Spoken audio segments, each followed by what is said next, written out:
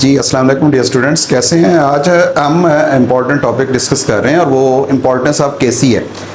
केसी क्या है ये हम पहले वीडियोस के अंदर डिस्कस कर चुके हैं। केसी इक्विलिब्रियम कांस्टेंट होता है जो बेसिकली दो चीज़ों के दरमियान रेशियो को रिप्रेजेंट करता है, molar concentration of products and molar concentration of reactants के दरमियान जो रेशियो है उसको रिप्रेजेंट करता है। आज हम ये जानने की कोशिश करेंगे कि अगर हम किसी भी केमिकल रिएक्शन के केसी के बारे में जानते हैं, उसकी केसी वैल्यू जानते हैं तो हम उस केसी वैल्यू से क्या प्रिडिक्ट कर सकते हैं। तो कहा जाता है जो केसी है इसको दो लिहाज से बहुत इंपॉर्टेंट समझा जाता है। एक इसकी इंपॉर्टेंस इस लिहाज से देखी जाती है डियर स्टूडेंट्स कि इससे हम किसी भी रिएक्शन की जो डायरेक्शन है उसको प्रिडिक्ट कर सकते हैं कि उस खास वक्त में ये जो रिएक्शन है ये किस डायरेक्शन में ज़्यादा प्रोसेस हो रहा है, फॉरवर्ड डायरेक्शन में या रिवर्स डायरेक्शन में, किस डायरेक्शन में प्रोसेस हो रहा है। और दूसरा हम ये देख सकते हैं कि जो एक केमिकल इक्विलिब्रियम है इसकी वैल्यू अगर हमारे पास हो तो हम ये बता सकते हैं कि जो केमिकल रिएक्शन है जब ये इक्विलिब्रियम की हालत में पहुंचा है, जब फॉरवर्ड और रिवर्स रिएक्शन जो है उनके रेट्स बराबर हुए हैं, तो उससे पहले जो रिएक्शन है वो कितनी देर जो है वो चलता रहा और उसके बाद वो इक्विलिब्रियम की हालत में आया। इसको हम एक्सटेंट ऑफ रिएक्शन कहते हैं। तो हम एक्सटेंट ऑफ रिएक्शन को भी केसी की वैल्यू से जान सकते हैं और डायरेक्शन ऑफ रिएक्शन जो है उसको भी केसी की वैल्यू से जान सकते हैं। तो आइए अब देखते हैं कि ये किस तरह हमें मालूम होगा। तो कहा जाता है कि सबसे पहला जो हमारे पास पॉइंट है वो है prediction of direction of reaction. हम रिएक्शन की डायरेक्शन को सिम्त को समझ सकते हैं।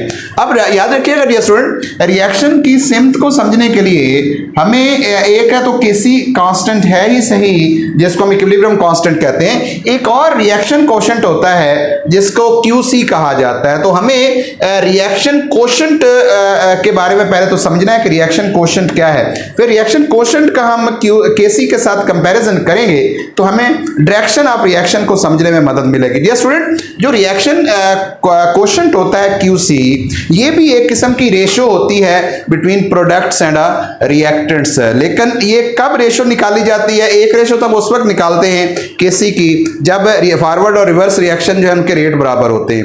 एक जो है वो हम वैल्यू उस वक्त भी निकाल सकते हैं जब अभी फॉरवर्ड और रिवर्स रिएक्शन के रेट्स बराबर नहीं है, तो उस वक्त भी हम किसी भी लम्हे क्या कर सकते हैं, प्रोडक्ट्स और रिएक्टेंट्स के दरमियान जो रेशियो है उसको कैलकुलेट कर सकते हैं। तो जब हम बिफोर इक्विलिब्रियम स्टेज क्या करते हैं, रिएक्शन जो है वो उसकी रेशियो निकालते हैं रिएक्टेंट्स और प्रोडक्ट्स के दरमियान, तो हमारे पास उस वक्त जो कांस्टेंट आता है उसको हम क्यूसी कहते हैं, रिएक्शन कोशेंट कहते हैं। और अगर हम इक्विलिब्रियम की हालत में जाके रिएक्शन जो है वो उस पर प्रोडक्ट्स और रिएक्टेंट्स की कंसंट्रेशन को चेक करते हैं तो वो आमतौर पर डियर स्टूडेंट्स है केसी इक्विलिब्रियम कांस्टेंट कहलाता है। तो रिएक्शन कोशेंट जो है ये इक्विलिब्रियम कांस्टेंट से पहले किसी भी लम्हे प्रोडक्ट्स और रिएक्टेंट्स की मोलर कंसंट्रेशन के दरमियान रेशियो को रिप्रेजेंट करता है। It is a constant which is calculated when the rate of the forward and reverse reactions are not equal and when we put the values of products and reactants molar concentration we can have another constant that is called reaction quotient और QC भी इसको कहा जाता है। अब हम जब direction of reaction की बात करते हैं तो उसके लिए हम दो चीज़ों का कंपैरिजन करते हैं डियर स्टूडेंट। एक होता है क्यूसी और इसके साथ जो कंपैरिजन किया जाता है वो केसी का होता है। अब हमारे पास जो केसी है उसकी जो क्यूसी की डेफिनेशन पहले हम कर लेते हैं, value obtained by putting concentration of a product and reactants before equilibrium stage, यानी अभी रिएक्शन इक्विलिब्रियम की हालत में नहीं आया है और उससे पहले हम जो रेशो निकालते हैं प्रोडक्ट्स और रिएक्टेंट्स के दरमियान उसको क्यूसी कहा जाता है। अब हम कंपेयर कर लेते हैं क्यूसी और केसी को। याद रखिएगा हमारे पास तीन पॉसिबिलिटीज आती हैं डायरेक्शन ऑफ रिएक्शन को कैलकुलेट करने के लिए। एक ही होती है कि क्यूसी इज स्मॉलर देन केसी। मिसाल के तौर पर एक रिएक्शन है उसका जो केसी है वो फर्ज करें 57 आता है, तो अब हम फर्ज करें हमारे पास उसका जब हमने QC निकाला तो वो QC की क्या था, वो 8 था या 9 था या 10 था। तो इसका मतलब ये है कि QC वैल्यू जो है वो बहुत ही छोटी है एज कंपेयर टू द कौन सी वैल्यू जी, KC वैल्यू। तो उस सूरत में when QC is smaller and KC is larger, QC is smaller and KC is larger, the reaction will proceed in a forward direction.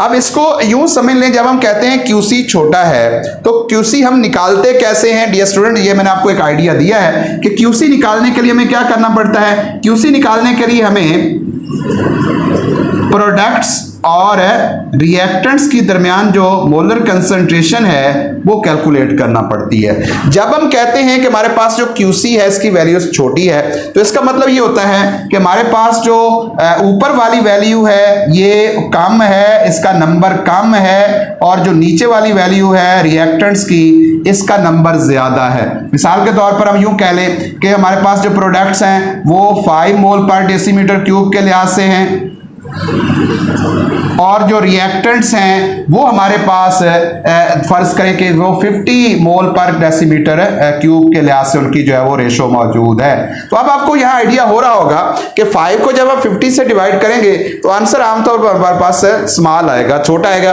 तो इसका मतलब ये होगा कि जब छोटी वैल्यू QC की आएगी तो इसका मतलब प्रोडक्ट्स कम होंगे और रिएक्टेंट्स जो है वहां पर ज्यादा होंगे। अब आप ये अंदाजा लगा सकते हैं कि जब रिएक्टेंट्स ज्यादा हो प्रोडक्ट्स कम हो तो रिएक्शन ऑटोमेटिकली जो है वो किधर मूव करेगा, उसकी जो ज्यादातर फ्लो उस वक्त चल रहा होगा वो फॉरवर्ड डायरेक्शन में होगा। तो फॉरवर्ड डायरेक्शन में रिएक्शन चलेगा।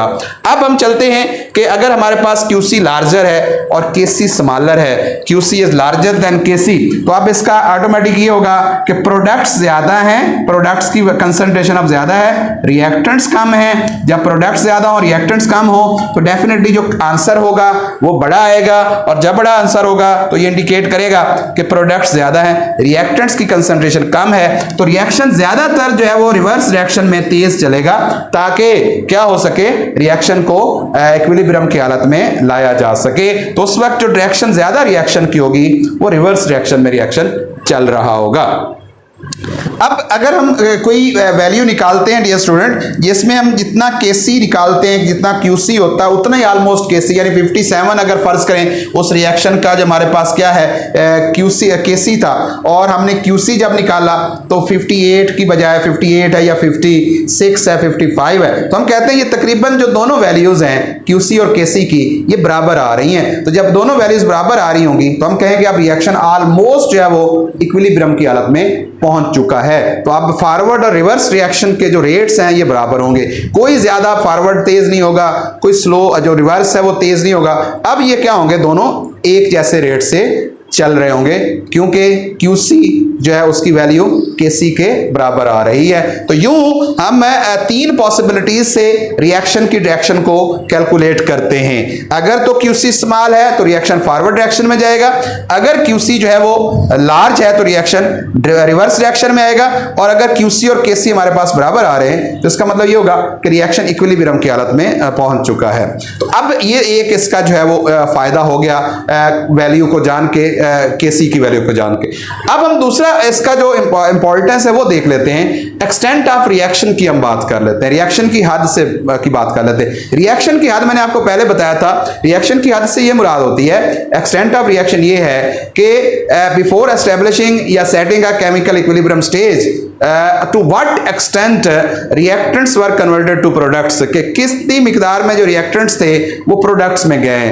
क्या सारे के सारे रिएक्टेंट प्रोडक्ट्स बनने जा रहे थे या बन चुके थे, या थोड़े बाकी बचे थे, या बिल्कुल ही रिएक्टेंट प्रोडक्ट में नहीं गए थे, बिल्कुल थोड़ी मिकदार गई थी और इक्विलिब्रियम की स्टेज में रिएक्शन चला गया, तो इसको एक्सटेंट ऑफ रिएक्शन कहा जाता है। अब एक्सटेंट ऑफ रिएक्शन की डेफिनेशन है how much reactants converted to products before reaching to equilibrium stage, यानी रिएक्शन इक्विलिब्रियम स्टेज में जाने से पहले कितने रिएक्टेंट्स जो थे वो प्रोडक्ट्स में तब्दील हुए, इसको एक्सटेंट ऑफ रिएक्शन कहते हैं। अब यहां पर भी हमारे पास डियर स्टूडेंट 3 पॉसिबिलिटीज है। पहली पॉसिबिलिटी ये है कि वेरी लार्ज KC है, KC की वैल्यू बहुत बड़ी है।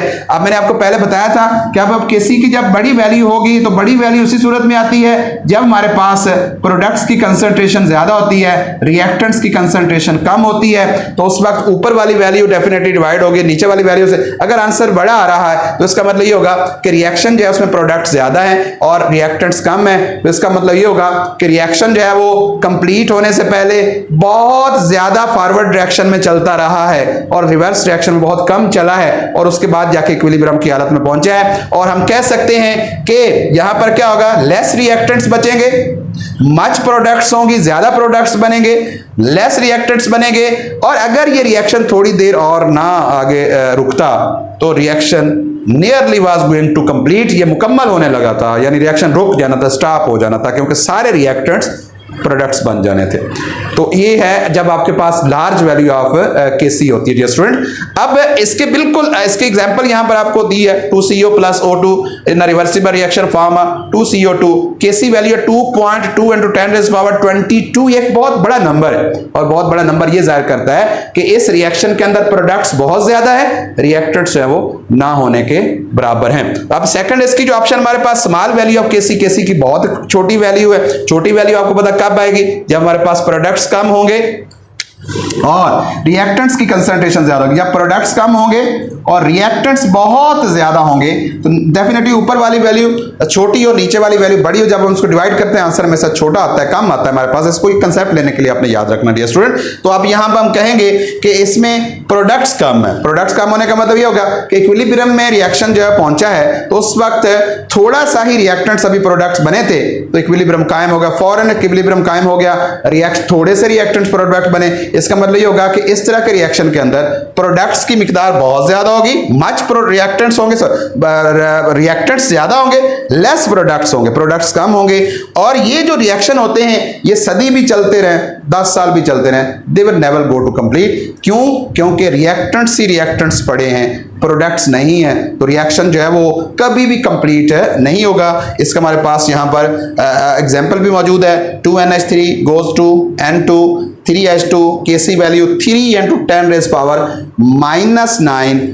जो है वो इसकी वैल्यू जो कि बहुत ही स्मॉलेस्ट वैल्यू है, माइनस में ये पावर है। इसका मतलब ये होगा कि रिएक्शन इस तरह के जो रिएक्शन है वो फौरी इक्विलिब्रियम की हालत में चले जाते हैं।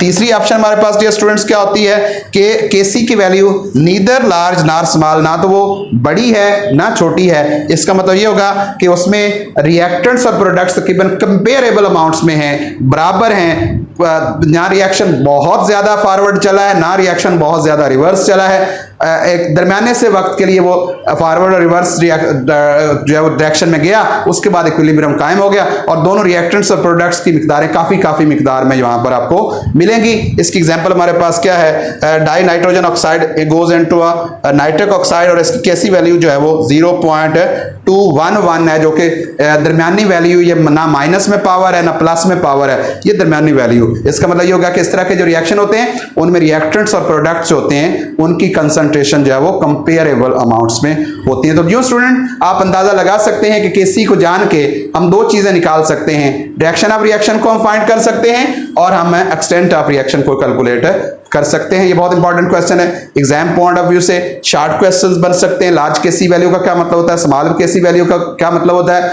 Kc neither large not small का क्या मतलब है, और how we can predict the reaction of a chemical reaction, chemical reaction की डायरेक्शन को कैसे फाइंड किया जा सकता है, ये भी हम जो है वो Kc की वैल्यू से जान सकते हैं। अगली वीडियो इंशाल्लाह उसके साथ नए टॉपिक के साथ फिर हाजिर होंगे, उस वक्त तक दुआ में याद रखिएगा। अल्लाह हाफिज।